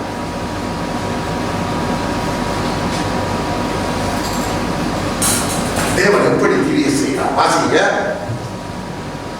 தயவுள்ளவனுக்கு நீர் தயவுள்ளவராகவும், உத்தமனுக்கு நீர் உத்தமராகவும், புனிதனுக்கு நீர் புனிதராகவும், மாறுபாடுள்ளவனுக்கு நீர் மாறுபடுகிறவராகவும். ஆமென். தயவுள்ளவனுக்கு தயவுள்ளவர், உத்தமனுக்கு உத்தமர், புனிதனுக்கு நீர் புனிதர், மாறுபடுகிறவனுக்கு நீர் மாறுபடுகிறவர். இதே ஏலிக்கு தேவன் தீர்க்கதரிசனமாய் சொல்லுகிறார், என்னை கனப்படுத்துகிறவர்களை நான் கனப்படுத்துகிறேன், என்னை கனவீனப்படுத்துகிறவர்கள் கனவீனப்படுவார்கள். ஏலிக்கு சொல்லுகிறார். இங்கே சொல்றார், நான் உத்தமனுக்கு அல்லது புனிதனுக்கு நான் புனிதன், நீதி உள்ளவனுக்கு நான் நீதி உள்ளவன், உத்தமனுக்கு நான் உத்தமன். நீ மாறுபட்டால் நானும் மாறுபடுகிறேன். எதை மையமாக வைத்து? வார்த்தைகளை மையமாக வைத்து. உங்களுடைய வார்த்தைக்கு நான் துரோகம் பண்ணினதில்லை, உங்களுடைய வார்த்தையை நான் தள்ளி போட்டதில்லை, உங்களுடைய வார்த்தைக்கு நான் துர்க்குணமாக இருந்ததில்லை. உங்களுடைய பிரமாணம் கிடைச்சோன்னு அதை முன்னிட்டு நான் நிறுத்தினேன். அந்த பிரமாணத்துக்கு முன்னால தன்னை நிறுத்தி ஆராய்ந்து பார்த்தாங்க. அதான் பேசுறது, நம்மை நாமே பந்தி ஆராதனைக்கு முன்பதாக நான் வாசிப்போம் அல்லவா, நம்மை நாமே ஆராய்ந்து நிதானித்து அறிய கடவோம். அப்படி அறிஞ்சா நாம் நியாயம் இருக்கப்படும். அப்போ நம்மை நாம் நிதானித்து அறிகிறது மிகவும் முக்கியம். நல்லா புரிஞ்சு கொள்ளுங்க. அந்த மகள் தீர்க்க தரிசனத்தில் ஜெபம் பண்ணும் பொழுது தன்னை ஆராய்ந்து பார்க்காமல் தன் புருஷன் பாவம் செய்கிறார் என்றுதான் அவள் போனாள். கர்த்தரோ அந்த குற்றம் சாட்டுகிற விரலை, தன்னுடைய விரலை அவளுக்கு நேராக நீட்டி, நீ கீழ்ப்படி, உனக்கு ஆலோசனை உன் கணவன் வாயினால் கிடைக்கும். நமக்கு ஆச்சரியமா இருக்கு. என்றால் நம்முடைய நினைவுகள் அவருடைய நினைவுகள் அல்ல, நம்முடைய வழிகள் அவருடைய வழிகளும் அல்ல. அது வானத்திற்கு பூமி எவ்வளவு வித்தியாசமாயிருக்கிறதோ அவ்வளவுக்கு அது வித்தியாசமானது. ஏலியின் வீட்டில் இருக்கிற சாமுவேலை கர்த்தர் என்ன செய்கிறார்? தேடி வாரார். எங்க இருக்கிறார்? ஏலியின் வீட்டில். ஏலி எப்படிப்பட்டவன்? ஏலியின் பிள்ளைகள் எப்படிப்பட்டவர்கள்? அந்த சூழல் எப்படிப்பட்டது? ஆனால் அந்த இடத்துல தான் ஒரு சாமுவேலை தேவன் உருவாக்குகிறார். என்னத்தை கண்டார் சாமுவேல்ல? ஒன்று தாயுடைய அர்ப்பணிப்பு, அது முதலாவது. இரண்டாவது சாமுவேலுடைய கீழ்ப்படிவு. யாருக்கு? ஏலிக்கு. நல்லா புரிஞ்சு கொள்ளுங்க. கர்த்தருடைய வார்த்தை சாமுவேலுக்கு இன்னும் வெளிப்பட இல்லை என்று வேதம் சொல்லுகிறது. சிறு பிள்ளை அவன் யாருக்கு கீழ்ப்படிந்தார்? ஏலிக்கு. தாத்தா கூப்பிட்ட உடனே ஓடி போய் என்ன கூப்பிட்டான்? இல்ல போய் படுத்து. இரண்டாம் தரம் கூப்பிட்ட ஓடி போய், மூன்றாம் தரம் ஓடி போய் கூப்பிட்டான். யோசிச்சு இந்த காலத்தில் இருக்கிற வாலிபர்கள் சொன்னா மனுஷன் இதோட விட மாட்டேன், இனி கூப்பிட்டா கண்ணம் மடுக்கும். இன்றைக்கு இருக்கிற வாலிப பிள்ளைகளுடைய அர்ப்பணிப்பும் அப்படித்தான். என்ன நித்திரை கூட ஒரு காப்பு கூப்பிட்டாங்க, ரெண்டு தடவை வேடிக்கை விளையாடுறீங்களா? எத்தனை தடவை கூப்பிட்டா ஓடி போய் அவன் சொல்லுகிற வேலைகள் எல்லாம் ஒரு வேலைக்காரனை போல சாமுவேல் செய்து கொண்டிருந்ததை கர்த்தர் கண்ணோக்கினார். அவனை கீழ்ப்படிவை கர்த்தர் கண்ணோக்கினார். ஏலி சொன்னதெல்லாம் செய்ய சொல்லியிருப்பார் இல்லை, எல்லாவற்றையும் கர்த்தர் கண்ணோக்கி இவன் கீழ்ப்படுகிறவன். தாயுடைய அர்ப்பணிப்பு, அந்த பிள்ளையுடைய கீழ்ப்படிப்பு. கர்த்தர் அவனை கூப்பிடவும் அவனோடு பேசவும் அவனை தனக்கு தீர்க்கதரிசியாக தெரிந்து கொள்ளவும் அவன் செபித்தால் இடி முழக்கத்தோடு மலையை கட்டளையிடவும் அவனை தெரிந்து கொண்ட சாமுவேலின் பெயரை அவர் உச்சரிக்கிற கர்த்தராயிருந்தார். இது எல்லாம் கீழ்ப்படிவினாலே. ஆண்டவரை பாருங்கள், ஆபிரகாம் சகலம் கீழ்ப்படிஞ்சா என்ன சொல்லியா கீழ்ப்படிஞ்சா? ஆண்டவரை. நல்லா புரிந்து கொள்ளுங்க. ரூத்து போவாசுடைய பாட்டில் என்ன செய்தாரா? ஆண்டவர் என்று அப்படியே விழுந்து போவாசுடைய பாதத்தில் அவள் விழுந்தாள். இதெல்லாம் கீழ்ப்படிவு. இந்த ஸ்திரீகள் ஆசீர்வதிக்கப்பட்டார். ஆபிரகாமுடைய மனைவி சாராள் ஆசீர்வதிக்கப்பட்டாலே ஆண்டவரை என்று கீழ்ப்படுத்திருந்தாள். இங்க பார்த்தா அவருடைய பாதத்திலே, போவாசுடைய பாதத்திலே போய் ரூத் என்ன செய்தார்? விழுந்து வணங்கினார், கும்பிட்டார். அப்படிப்பட்ட ஸ்திரீகளை இன்னைக்கு காண முடியுமா? காலுக்கு மேல காலம் போட்டு ஆணுக்கு நேராக அமர்ந்து காலுக்கு மேல காலம் போட்டு உங்களோடு நாங்க குறைச்ச என்று சொல்லுகிற ஸ்திரீகள் இன்னைக்கு பெருகி இருக்கிறார்கள். கீழ்ப்படிவில் அனுபவித்து பார்க்கிறார். அது சமுதாயத்தில், சபையில குறைஞ்சு. பரிசுத்தவானுடைய கால்களை கழுவுகிற ஸ்திரீகளை நீங்க எங்கேயாவது கண்டுபிடிப்பீங்களா? இரவு கூட்டத்தில் சேர்க்கும்படி லிஸ்ட் கொடுத்தாரே பவுல் தீமோத்தேயுக்கு, பரிசுத்தவானுடைய கால்களை கழுவுகிற ஸ்திரீகள் எங்கேயாவது கண்டுபிடிப்பீங்களா? கிளியர் பண்ண உள்ள அவசரம். இன்னைக்கு ஸ்திரீகள் என்ன செய்யறாங்க? நமக்கு ஞானசனம். இதெல்லாம் சீர்கேடுகள், ஒழுக்கக்கேடுகள். சீர்கேடுகளும் ஒழுக்கக்கேடுகளும் வேதத்தில் சொல்லப்பட்ட அப்படிப்பட்ட கீழ்ப்படிவை இன்னைக்கு எங்கேயுமே காண முடியாது. தேவன் அதைத்தான் பார்க்கிறோம். மனுஷனுக்கு நம்மை கீழ்ப்படுத்தினால் அவருக்கு நாம் எப்படி கீழ்ப்பட்டிருக்கிறோம் என்பதை அவர் கண்டுதான் நான் தேவனுக்கு கீழ்ப்படிவேனா இல்லையா என்பதை உறுதிப்படுத்துகிறார். என் சகோதரனை நான் எப்படி நேசிக்கிறேன் என்பதை வைத்துத்தான் நான் நான் தேவனை எவ்வளவு நேசிக்கிறேன் என்பதை அவர் உறுதிப்படுத்துகிறார். நல்லா புரிஞ்சு கொள்ளும் அளவு தேவனுக்கு கீழ்ப்படிவோம் என்பது தேவன் நமக்கு மேலாக வைத்திருக்கிற அதிகாரங்களுக்கு நாம் கீழ்ப்படுகிறதை வைத்துத்தான் தேவனுக்கு நாம் கீழ்ப்படுகிறது உறுதிப்படுத்தப்படுகிறது. என் சகோதரனை நான் எப்படி நேசிக்கிறோனோ அதை வைத்துத்தான் நான் தேவனை நேசிக்கிறதை தேவன் உறுதிப்படுத்துகிறார். அதைத்தான் சொன்னார். எது நீங்கள் என்ன நேசிக்கிறது என்றால் மற்றவர்களை நேசிக்கணும். வார்த்தை அறிகிறது என்றால் என்ன? வேதம் சொல்லுது, கிறிஸ்து உங்களை மன்னித்தது போல நீங்கள் உங்கள் சகோதரர்களை மன்னிங்க. இது வார்த்தை. இதை அறியணும் என்றால், அதாவது அதோட சேரணும் என்றால், எனக்கு சகோதரர்களுடைய பிரச்சனை வந்துட்டா என்ன செய்யணும்? அதை ஒப்புரவாகி அதை அப்படியே என்ன செய்யணும்? அந்த இடத்துல அந்த காரியத்தை சரி செய்து நாம கடந்து போயிடணும். நான் சொல்லுவேன், காலத்துல கட்சிக்காரர்கள் கிடைக்க கூடாது. அதுக்கு கட்சிக்காரருக்கு நம்ம போன் அடிக்க கூடாது. எனக்கு கொஞ்சம் பேர் இருப்பாங்க, என்னோட பிரச்சனை பட்டவர்கள் கொஞ்சம் பேர் இருப்பாங்க. இவர் தன்னுடைய கட்சிக்கும் அவர் தன்னுடைய கட்சிக்கும் அடுத்து இந்த கட்சிக்காரர், இப்படி பிளவுகளை ஏற்படுத்துகிற அந்த தன்மை நம்முடைய கர்த்தருடைய வார்த்தை நாம் அறியாததனால் ஏற்படுகிறது. கிறிஸ்து உங்களுக்கு மன்னித்தது போல அவர்களை மன்னிங்க. கிறிஸ்து உங்களை ஏற்றுக்கொண்டது போல அவர்களை ஏற்றுக்கொள்ளுங்க. இதுதான் உங்களுடைய வார்த்தை. இதைத்தான் நாம் அறியணும் என்றால் அந்த வார்த்தையோடு நாம இணையணும் அல்லது ஒன்றாக. மனைவி உன்னுடைய சரீரம் என்று அவளை என்ன செய்ய? கிறிஸ்து சபையை நேசித்தது போல நேசிக்க கடவாய். அதே போல கணவன் கீழே ஸ்திரியானவள் சபைக்கு, சபையானது கிறிஸ்துவுக்கு எப்படி கீழ்ப்படுத்திருக்கோ அப்படியே கீழ்ப்படிய கடவுள். இதெல்லாம் கர்த்தருடைய வார்த்தையை ஆராய்தல், அதோடு இணைகிறது. வார்த்தை தெரியுமே, ஒன்றுக்கும் பிரயோஜனம் இல்லை. சொன்னா தலை பெருத்தவர்கள் எப்படிப்பட்டவர்கள்? தலை பெருத்து சரீரம் வளராத பலவீனமான வியாதி உள்ளவர்கள், எந்த ஹாஸ்பிட்டலும் சுகப்படுத்த முடியாத பிள்ளைகளாய் நாம் மாறிவிடுவோம். அப்போ எவ்வளவுக்கு அந்த வார்த்தையை நாம் கேட்கிறோமோ அவ்வளவுக்கு நமக்குள்ள அந்த வார்த்தையை அறிகிற கீழ்ப்படுகிற தன்மை வரணும். வார்த்தை கிடைச்ச உடனே அதுக்கு முன்னால் நம்ம நிறுத்திடணும். ஏன்னா நம்ம எங்கடா ஒரு வார்த்தை கிடைக்காதான்னு ஏங்கி தவிக்கணும். எங்கடா ஒரு வார்த்தை இருக்கு கிடைக்காதோ நான் கீழ்ப்படியும்படியாக.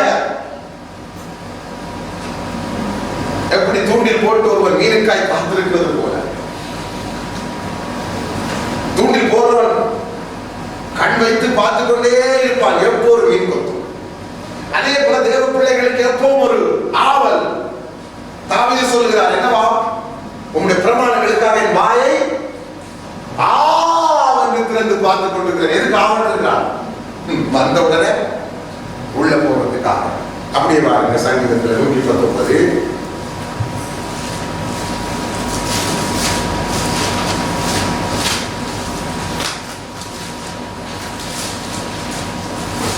119 சங்கீதம்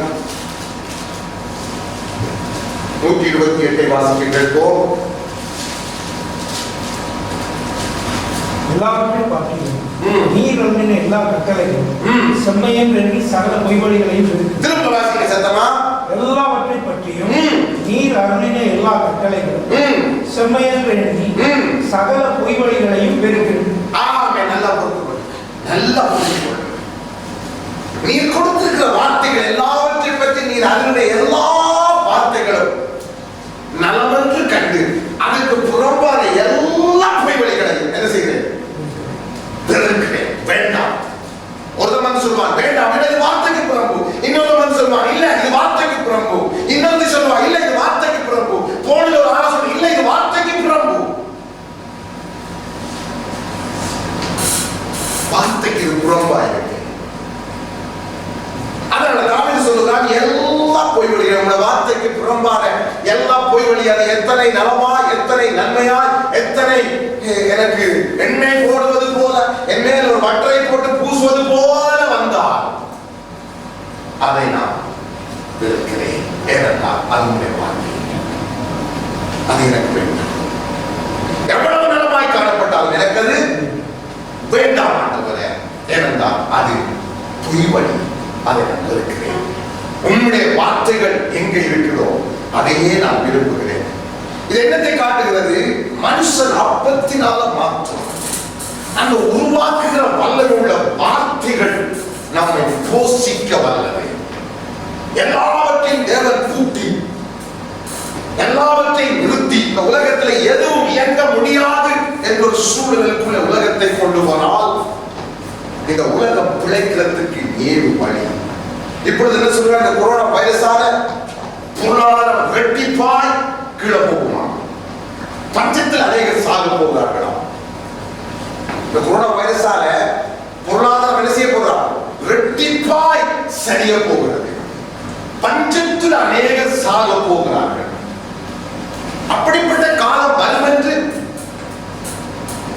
ஆராய்ச்சி பண்ணி இந்த பொருளாதாரத்தை நிதானிக்கிறவர்களும் மற்றும் அரசாங்கத்தில் உள்ளவர்களும் அறிவிக்கிறார்கள். அப்போ ஒருவேளை அப்படிப்பட்ட காலம் வரும் என்றால் நானும் நீங்களும் வாழுகிறதுக்கு ஏது வழி? கர்த்தர் சொல்லுகிறார், மனுஷன் அப்பத்தினால் மாத்திரமல்ல, என் வாயிலிருந்து புறப்படுகிற ஒவ்வொரு வார்த்தையினாலும் பிழைப்பார் என்கிறதுக்கு அடையாளம் தான் இந்த 40 வருஷம் வனாந்தரத்தில் அவர்களை நடத்தின பாதையிலே தேவன் நிரூபித்து காண்பித்தது. அதை நாம் மறக்க கூடாது. அவர் சொல்லுகிறார், மக்களுக்கு நீங்க மறக்கவே கூடாது, அதை எப்பொழுதும் நினைச்சு என்ன சோஸ்தரிங்க, மறந்துடக்கூடாது. மறந்தவர்களா மறக்க இல்லையா? மறந்தாங்க. அதன் விளைவுதான் அந்த தேசமே என்னவா போயிட்டது, சிதறடிக்கப்பட்ட இஸ்ரவேல் என்ற தேசமே இல்லாமல் போயிருந்தது. தேவன் தம்முடைய தீர்க்கதரிசனத்தின்படியே மரம் வெட்டப்பட்டாலும் அடியிலே இருக்கிற அந்த வேரை கொண்டு, யூதாவின் வேரை கொண்டு அவர்களை மீண்டும் கட்டி அது துளித்து, அது என்ன செய்வான், துளித்து அதுக்கு வசந்த காலம் வரும் பொழுது என்னுடைய வருகை சமீபமாய் இருக்கிற இஸ்ரவேல் கட்டப்படும் பொழுது என்னுடைய வருகை சமீபம் என்றார். அவ்வளவு தூரம் சிதறடிக்கப்பட்டிருந்தார்கள். இனி அந்த தேசமே இல்லை என்கிற அளவுக்கு அந்த இடமே அழிக்கப்பட்டது.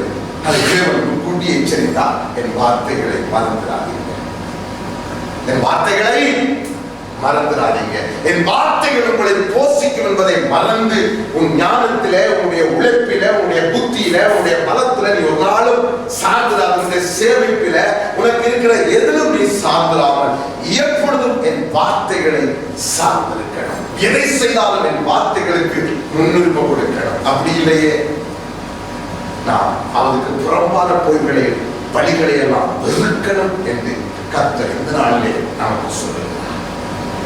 மனுஷன் அப்பத்தினால மாத்திரமல்ல, அவருடைய வாயிலிருந்து புறப்படுகிற ஒவ்வொரு வார்த்தையும் பிழைப்பான் என்று எழுதியிருக்கிறது.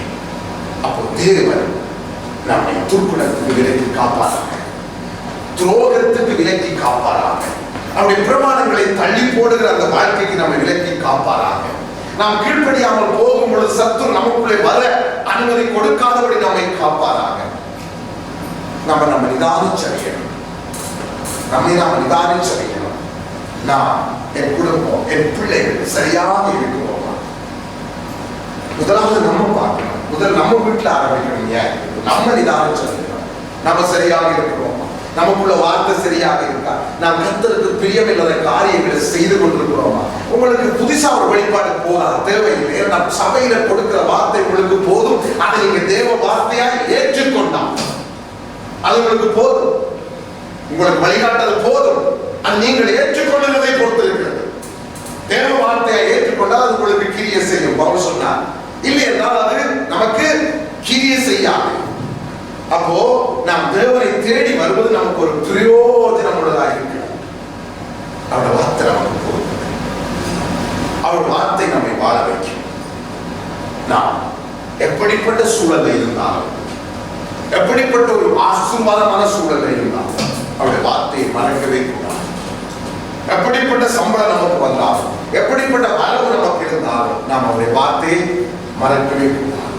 அதுதான் என்னை பிள்ளை கூட்டுகிறது.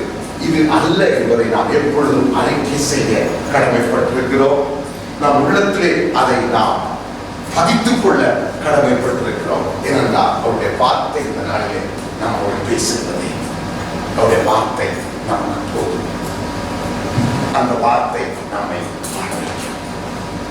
அந்த வார்த்தை இல்லாதவர்களை இருக்கிறவர்களாக அழைக்கிற வார்த்தை. வழி இல்லாத இடத்திலே வழியை உண்டு பண்ணுகிற வார்த்தை. தண்ணீர் இல்லாத இடத்திலே தண்ணீரை உண்டு பண்ணுகிற வார்த்தை, ஒளி இல்லாத இடத்திலே ஒளியை உண்டு பண்ணின வார்த்தை, கருவில்லாத கர்ப்பத்திலே கருவை உண்டு பண்ணின வார்த்தை, ஜீவன் இல்லாத மண்ணுக்குள்ளே ஜீவனை கொடுத்த வார்த்தை. அந்த வார்த்தை சகலத்தையும் உருவாக்குகிறதா இருக்கிறது. அந்த வார்த்தைக்கு நான் சொன்னேன், ஆவி உண்டு, ஜீவன் உண்டு, வல்லமை உண்டு.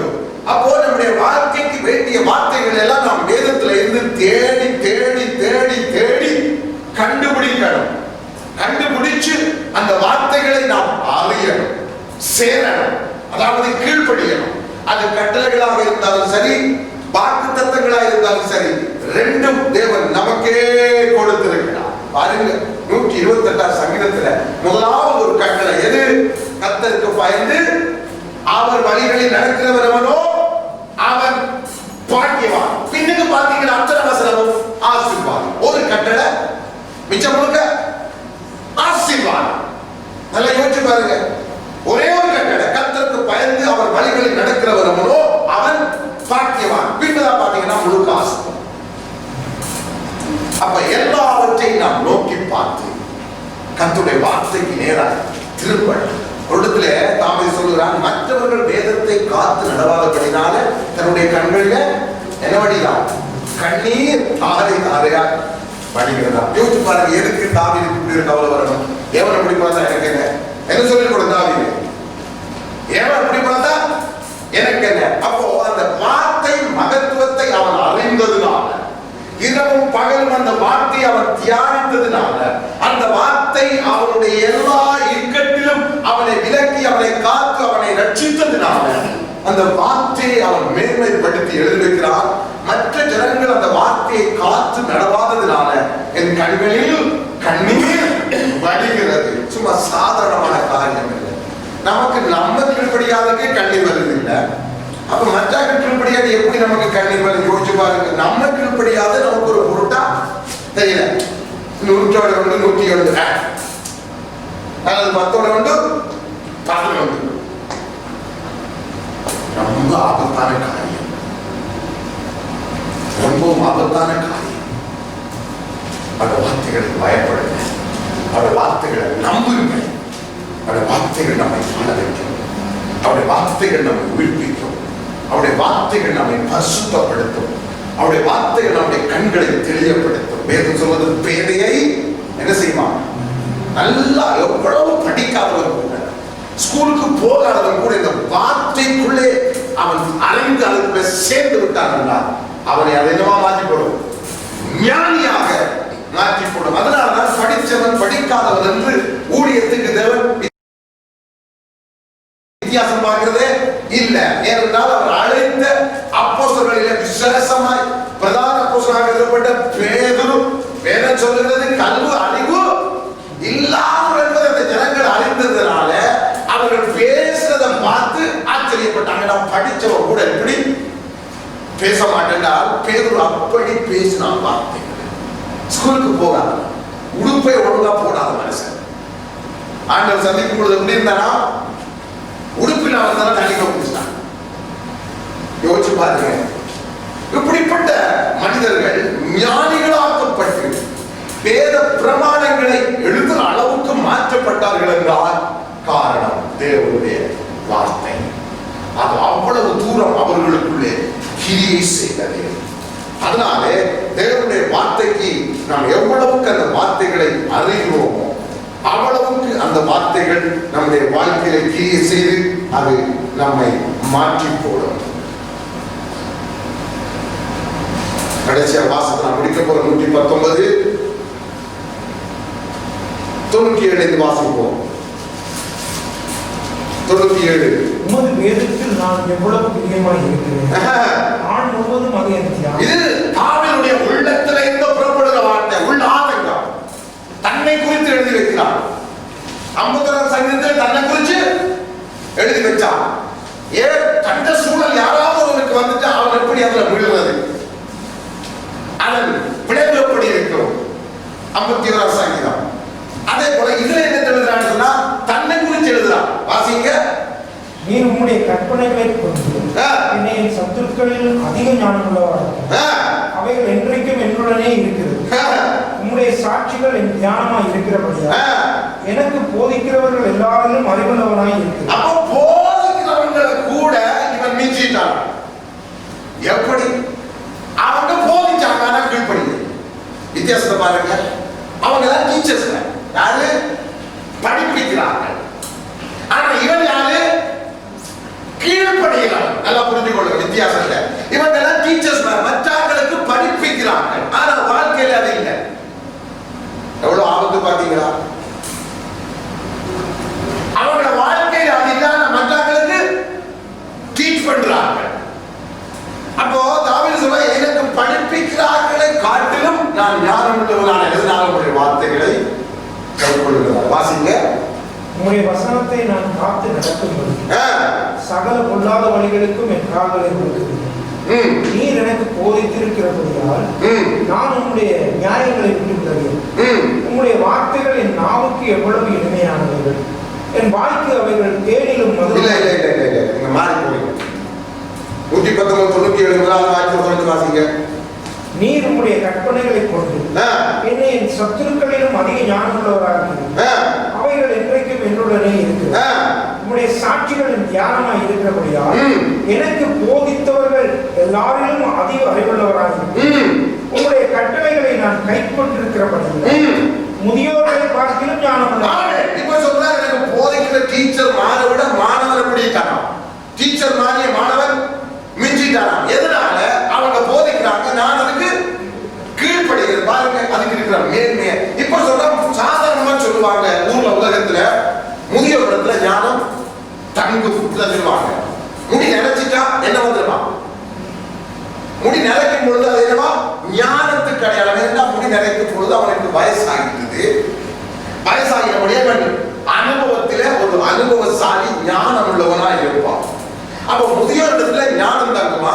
ஆனா இவன் சொல்றான், முதியோரை காட்டிலும் நான் ஞானம் உள்ளவன். அவங்க வயசுல முடிந்தவங்க கீழ்ப்படிங்க, நான் வயசுல இளையவனானா கீழ்ப்படிந்திருக்கிறேன். அப்ப தேவன் பாரபட்சம் இல்லாதவர். முதியோரை காட்டிலும் நான் ஞானம் உள்ளவனாக இருக்கிறேன். அடுத்தது, உன்னுடைய வசனத்தை நான் காத்து நடக்கும்படிக்கு சகல பொல்லாத வழிகளுக்கும் என் கால்களை விளக்கு. இதற்கான 119 128 வாக்கியம். உன்னுடைய வசனத்தை நான் கை கொள்ளும்படி எல்லா பொய்வழிகளையும். நல்ல ஆழமான வசனங்கள். அங்கே சொல்லுகிறார், நீ எல்லாவற்றை குறித்து விளம்பின எல்லா கற்பனைகளையும் செம்மை என்று எல்லா பொய்வழிகளையும் வெறுக்கிறேன்.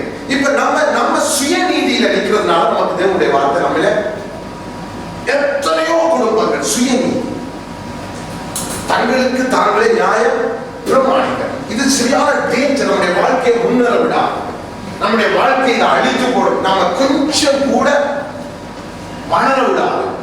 அதான் பவுல் சொன்னார், யூதர்களுக்கு பக்தி இருக்கா, ஆனா அந்த பக்தி புத்திக்கு ஏற்றது.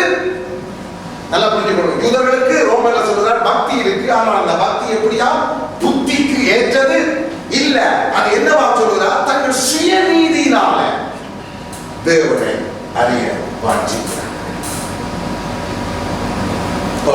முடியாது. தேவனுடைய வார்த்தைக்கு தங்களை கீழ்ப்படுத்த விருப்பம் இல்லாமல் தங்கள் சுயநீதியினாலே அதை அவர்கள் தேடுகிறபடினால் அவர்கள் கண்டுகொள்ளவில்லை. அதைத்தான் இங்கே சொல்லுகிறார், எனக்கு போதிக்கிறவர்களை காட்டிலும் நான் ஞானம் உள்ளவராக அறிவுள்ளவராக இருக்கிறேன். உங்களுடைய கட்டளை நான் கை கொண்டு நடக்கிறபடியால் முதியோரை பார்க்கிலும் ஞானம் உள்ளவராக இருக்கிறேன். உங்களுடைய வசனத்தை நான் காத்து நடக்கும்படி சகல பொய் வழிகளையும் வழிகளுக்கும் என் கால்களை விலக்குகிறேன். அடுத்தது, நீர் எனக்கு போதித்திருக்கிறபடியால் நான் உம்முடைய நியாயங்களை விட்டு விலகிறேன். உம்முடைய வார்த்தைகள் என் நாவுக்கு எவ்வளவு இனிமையானது, என் வாய்க்கு அவைகள் தேனிலும் மதுரமாய் இருக்கும். ஒரு கட்டளைகளால் உணர்வடைந்தேன், அதனால் எல்லா பொய் வழிகளையும் வெறுக்கிறேன்.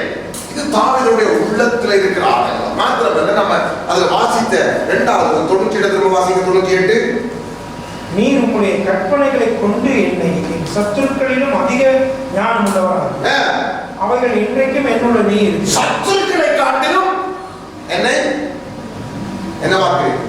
ஞானவான். பாருங்க, 3 காரியத்தை. ஒன்று சத்துருக்களை காட்டிலும் ஞானவானாக்குகிறது, இன்னொன்று போதிக்கிறவர்களை காட்டிலும் ஞானவானாக்குகிறது, இன்னொன்று முதியோரை காட்டிலும் ஞானவானாக்குகிறது. இதுல தேவன் பாரபட்சம் இல்லை. சிறு புள்ளியாக இருந்தாலும் தேவன் அவரை உயர்த்துவார்.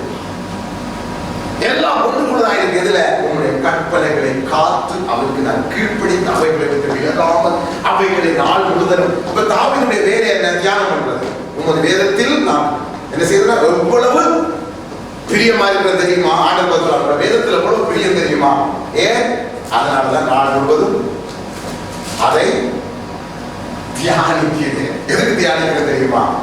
பிரீச் பண்ணல, மற்றவர்களுக்கு போதிக்கல்ல. அவன் என்ன சொல்றான்? நான் என்ன செய்ய? நான் அந்த வசனத்தை அறிய, அதாவது அந்த வசனத்துக்கு நான் கீழ்ப்படிய. நல்லா புரிஞ்சு கொள்ளுங்க. நம்ம எதுல கவனமா இருக்கிறோம்? மற்ற ஆட்களுக்கு சொல்றதுக்கு, மற்ற ஆட்களுக்கு டீச் பண்றதுக்கு, மற்ற ஆட்களுக்கு சொல்றதுக்கு நம்ம வசனத்தை தேடுறோம்.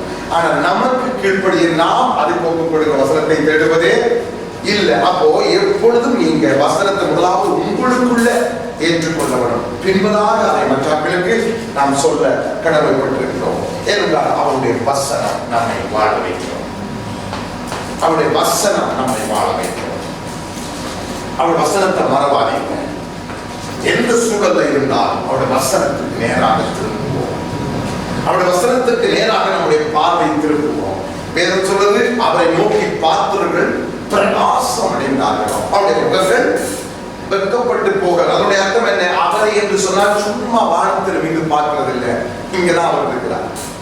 அவருடைய வார்த்தையை நோக்கி பார்த்தவர்களே என்றால் எதுவும் நல்லா புரிஞ்சுக்கணும். ஆண்டவர் ஒரு வசனம் தன்னை குறித்து சொன்னார். யோவான் 14 நானே வழியும் சத்தியமும் ஜீவனுமாக எல்லாரும் ஒருவன் பிதாவிடத்துல வர முடியாது. இதே இடத்துல வார்த்தை சொல்லுகிறது. என்ன?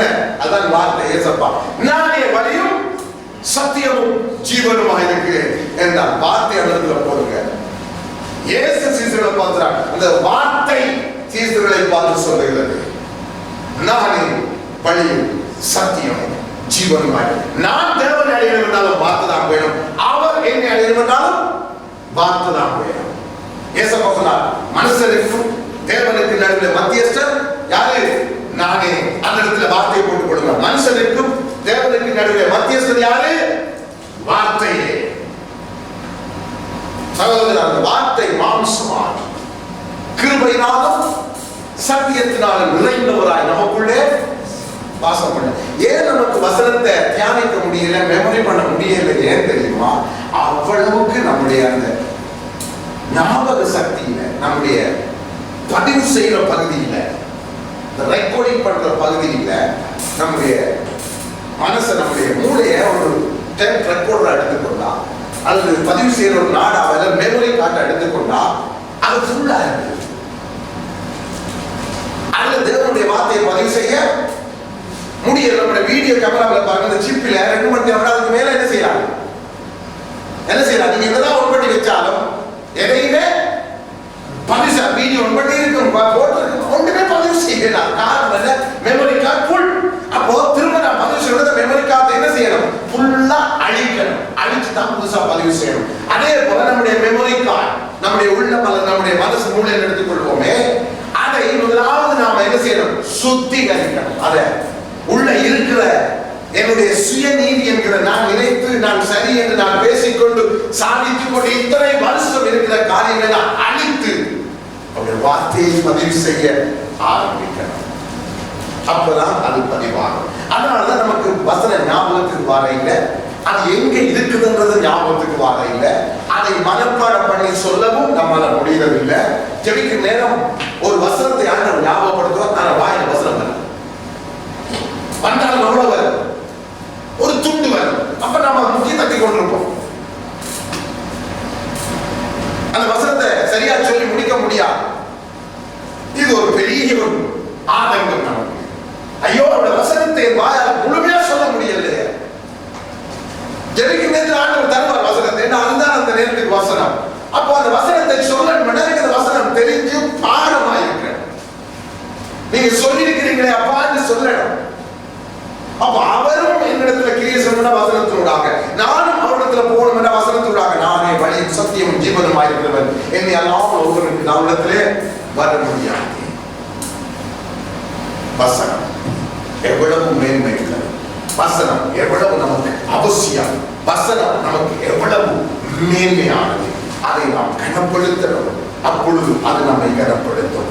அதை நாம் தழுவிக்கொண்டால் அது நம்மை தழுவிக்கொள்ளும். அதை நாம் தேடினால் அது நம்மை சேர்ந்து கொள்ளும். வசனம் நம்முடைய வாழ்க்கையை மாற்றி போடுகிறது. அதான் சொன்னார், மனுஷன் அப்பத்தினால மாத்திரமல்ல, தேவனுடைய வாயிலிருந்து புறப்படுகிற ஒவ்வொரு வார்த்தையினாலும் பிழைப்பான். நல்லா புரிஞ்சு கொள்ளுங்க. படிச்சவன் படிக்காதவன் என்ற பேதுபாடும் தேவனுக்குள்ள பேதங்கள் இல்லை. எவனெல்லாம் தேவனுடைய வார்த்தைக்கு கீழ்ப்படுகிறானோ அவனை எல்லாம் ஞானியாக்குகிறது, அவனை எல்லாம் உயர்த்துகிறவர், அவனை எல்லாம் முதியோரை காட்டிலும் சத்துருக்களை காட்டிலும் ஞானம் உள்ளவனாய் மாற்றுகிறவர். ஏனென்றால் அவன் தன்னுடைய வாயை ஞானம் விளங்க திறக்கிறார். புத்தியுள்ள ஸ்திரீ எப்படி திறக்கிறாளா? வாய நீதிமொழிகள்ல சொல்லி இருக்கிறார். புத்தியுள்ள ஸ்திரீ எப்படி திறக்கிறாளா? அவள் வாயை திறந்தா என்ன வருமா? இன்றைக்கு இருக்கிற ஸ்திரீகள் வாயை திறந்தா என்ன வருது? இதெல்லாம் நம்ம யோசிச்சு உட்கார்ந்து அழுவதா? அல்லது என்ன இருக்கிற ஸ்திரீகள் வாயை திறந்தா என்ன வருது? சண்டை, குறை, புறம்பு. ஆனா வேதம் சொல்றது புத்தியுள்ள ஸ்திரீ ஞானம் விளங்க தன் வாயை என்ன செய்யறா? அவள் திறந்த வாய் என்ன விளங்குமா? ஞானம். இன்றைக்கு இருக்கிற ஸ்திரீகள் வாயை திறந்தா என்ன விளங்குது? நமக்கு தெரியும். இன்றைக்கு இருக்கிற காலத்துல ஒரு வசனம் எழுதினா எப்படி எழுதுவோம்? ஸ்திரீகள் வாயை திறந்தா என்ன விளங்க? சண்டை விளங்க வாயை திறக்கிறார். எங்க நிக்கிறோம் யோசிச்சு பாத்தீங்களா? நம்மள எங்க நிக்கிறோம்? நம்ம குடும்பங்களை வச்சுக்கோ, நம்மள எங்க நிக்கிறோம்?